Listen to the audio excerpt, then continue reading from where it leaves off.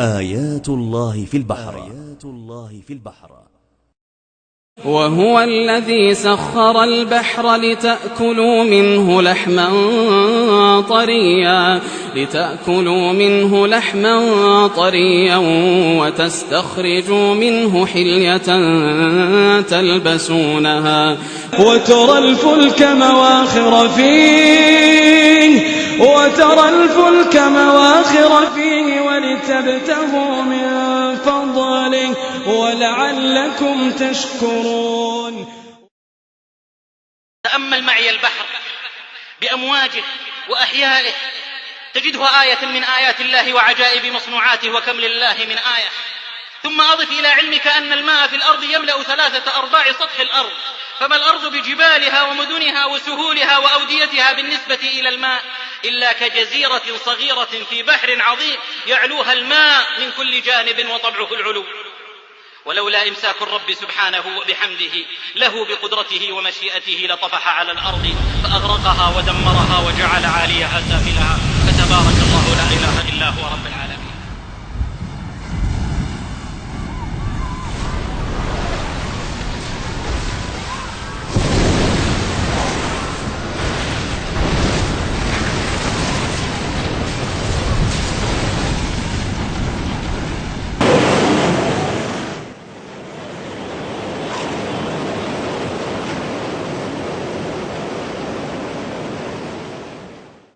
ثم تأمل معي أخرى عجائب البحر وما فيه من الحيوانات على اختلاف أجناسها وأشكالها ومنافعها ومضارها وألوانها، تجد عجبا وقدرة قادر جل وعلا. في البحار حيوانات كالجبال لا يقوم لها شيء، وفيه من الحيوانات ما يرى ظهورها فيظن من عظمها أنها جزيرة، فينزل عليها الركاب ويشعلوا نارهم فتحس بالنار إذا أوقدت فتتحرك فيعلم أنه حيوان، كما ذكر ابن القيم ذلك في مفتاح دار السعادة. ثم قال بعد ذلك ابن القيم: وما من صنف من أصناف حيوان البر إلا وفي البحر أمثاله، بل فيه أجناس لا يعهد لها نظير أصلا، مع ما فيه أيضا من اللآلئ والجواهر والمرجان، فسبحان الخالق الرحيم الرحمن. الكون كتاب مسطور ينطق تسبيحا وتوحيدا، وذراته تهتف تمجيدا. هذا خلق الله فأروني ماذا خلق الذين من دونه. هذا خلق الله فأروني ماذا خلق الذين من دونه بل الظالمون في ضلال مبين.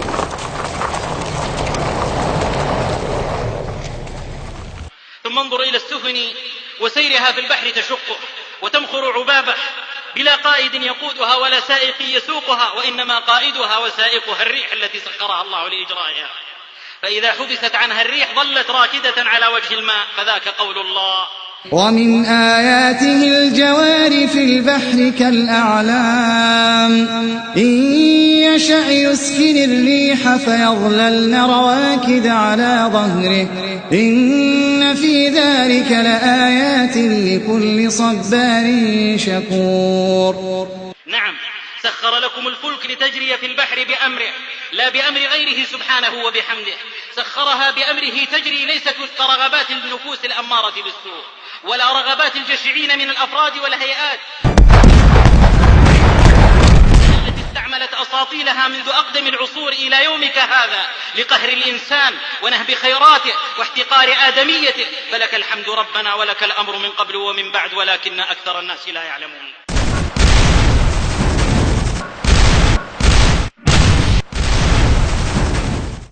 تأمل معي أخرى كيف مد الله البحار وخلطها وجعل مع ذلك بينها حاجزا ومكانا محفوظا، فلا تبغي محتويات بحر على بحر ولا خصائص بحر على آخر عندما يلتقيان. إن في ذلك لآيات لأولي النهى. في إيران أنهار عندما تلتقي بمياه البحر ترجع مياهها عائدة إلى مجاريها التي أتت منها، ونهر الأمازون يجعل مياه المحيط الأطلسي عذبة لمئات الكيلومترات من مصبه فيه، فلا يختلط بمياه المحيط الأطلسي. وتلتقي مياه المحيط الأطلسي بمياه البحر الأبيض، فتبقى مياه البحر الأبيض أسفل لثقلها ولكثرة ملحها، وتعلو مياه المحيط لخفتها، وكل في مجراه. وكذلك لا تختلط مياه البحر الأسود بمياه البحر الأبيض عندما تلتقي، بل تشكل مجريين متلاصقين فوق بعضهما البعض، فمياه الأسود تجري في الأعلى نحو البحر الأبيض لأنها أخف، ومياه البحر الأبيض تجري في الأسفل لأنها أثقل متجهة نحو البحر الأسود. فتبارك الذي مرج البحرين، هذا عذب فرات وهذا ملح أجاج، وجعل بينهما برزخا وحجرا محجورا، لا إله إلا هو سبحانه وتعالى عما يشركون. وهو الذي مرج البحرين هذا عذب فرات وهذا ملح أجاج وجعل بينهما برزخا وحجرا محجورا. عجائب البحر أعظم من أن يحصيها أحد إلا الله. كشف علماء البحار في النصف الثاني من القرن العشرين أن في البحار أمواجا عاتية دهماء مظلمة حالكة، إذا أخرج المرء يده لم يكد يراها. فعلى عمق 60 مترا عن سطح البحر يصبح كل شيء مظلما في البحار، بمعنى أننا لا نستطيع رؤية الأشياء في أعماق تبعد 60 مترا عن سطح البحر. ولذلك زود الله الأحياء البحرية التي تعيش في أعماق البحار اللجية بنور تولده لنفسها، ومن لم يجعل الله له نورا في تلك الظلمات فما له من نور. نسي هؤلاء المكتشفون أن الله ذكر تلك الظلمات في قوله قبل أن يخلقوا وآباءهم وأجدادهم: أو كظلمات في بحر لج يغشاه موج من فوقه موج من فوقه سحاب ظلمات بعضها فوق بعض إذا أخرج يده لم يكد يراها. ومن لم يجعل الله له نورا فما له من نور. ترجم معنى الآية هذه لعالم من علماء البحار أفنى عمره في ذلك، وظن أنه على شيء وأنه اكتشف شيء وأنه جاء بشيء فيه إبداع، فقال في دهشة بعد ترجمة الآية: إن هذا ليس من عند محمد الذي عاش حياته في الصحراء ولم يعاني البحر ولججه وظلماته وأمواجه وسحبه، إن هذا من عند عليم خبير. ثم شهد شهادة الحق ودخل في دين الله. نعم، لا يملك إلا ذلك. من واصف الظلمات في قعر البحار سوى الله العليم الباري سبحانه، ملكا على العرش استوى وحوى جميع الملك والسلطان. لا إله إلا الله. كيف تعمى عيون وتعمه قلوب عن آيات الله؟ أإله مع الله؟ تعالى الله. سأل رجل أحد السلف عن الله فقال له: ألم تركب البحر؟ قال: بلى. قال: فهل حدث لك مرة أن هاجت بكم الريح عاصفة؟ قال: نعم. قال: وانقطع أملك من الملاحين ووسائل النجاة؟ قال: نعم. قال: فهل خطر ببالك وانقدح في نفسك أن هناك من يستطيع أن ينجيك إن شاء؟ قال: نعم. قال: فذاك هو الله، لا إله إلا هو، وسع كل شيء علما. هو الذي يسيركم في البر والبحر حتى إذا كنتم في الفلك وجرين بهم بريح طيبة وفرحوا بها جاءتها ريح عاصف وجاءهم الموج من كل مكان وظنوا أنهم أحيط بهم دعوا الله مخلصين له الدين لئن أنجيتنا من هذه لنكونن من الشاكرين. فلما أنجاهم إذا هم يبغون في الأرض بغير الحق. يا أيها الناس أنفسكم متاع الحياة الدنيا ثم إلينا مرجعكم فننبئكم بما كنتم تعملون.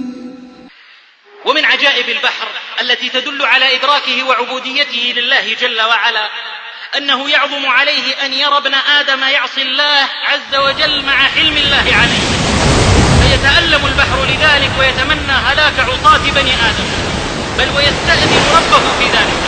جاء في مسند الإمام أحمد فيما روي عن عمر بن الخطاب رضي الله عنه أن النبي صلى الله عليه وسلم قال: ليس من ليلة إلا والبحر يشرف فيها 3 مرات يستأذن الله أن ينتضح عليهم، أي على العصاة، فيكفه الله بمنه وكرمه.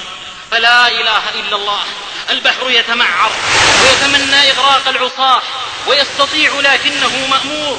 ومنا من لا تحرك فيه المعصية ساكنا، تنتهك حرمات الله وتتجاوز حدوده وتضيع فرائضه ويعاد أولياؤه، ثم لا تتمعر الوجوه. فأين الإيمان يا أهل الإيمان؟ إن في ذلك لآية وكم لله من آية، فتأملوا يا أولي الألباب. ظهر الفساد في البر والبحر بما كسبت أيدي الناس ليذيقهم بعض الذي عملوا لعلهم يرجعون.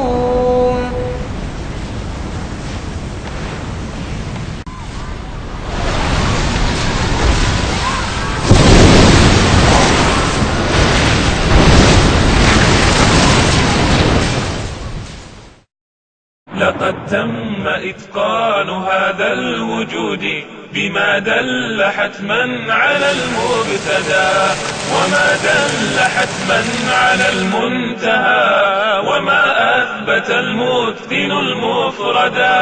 نظام بإتقانه الباهر يدل على الواحد القادر، وفي الكون للناظر المعتبر روائع آيات رب البشر. فآمنت به فآمنت به فآمنت به الله جل جلاله.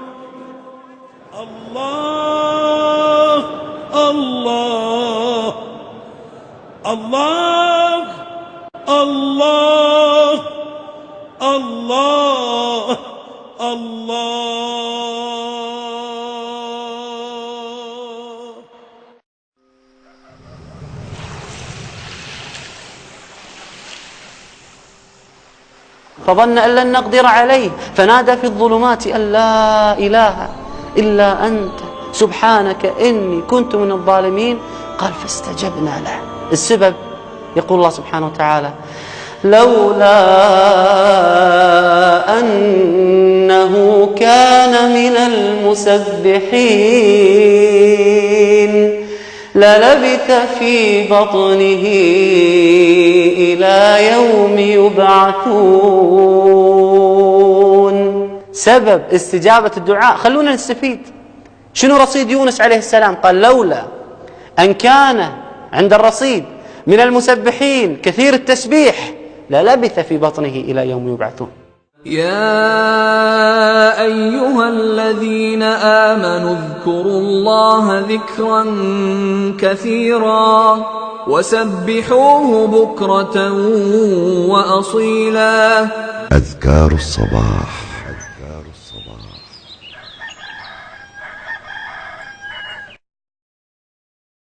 من قال حين يصبح وحين يمسي سبحان الله وبحمده 100 مرة لم يأت أحد يوم القيامة بأفضل مما جاء به إلا أحد قال مثل ما قال أو زاد عليه. سبحان الله وبحمده سبحان الله وبحمده سبحان الله وبحمده عدد خلقه ورضا نفسه وزنة عرشه ومداد كلماته سبحان الله وبحمده عدد خلقه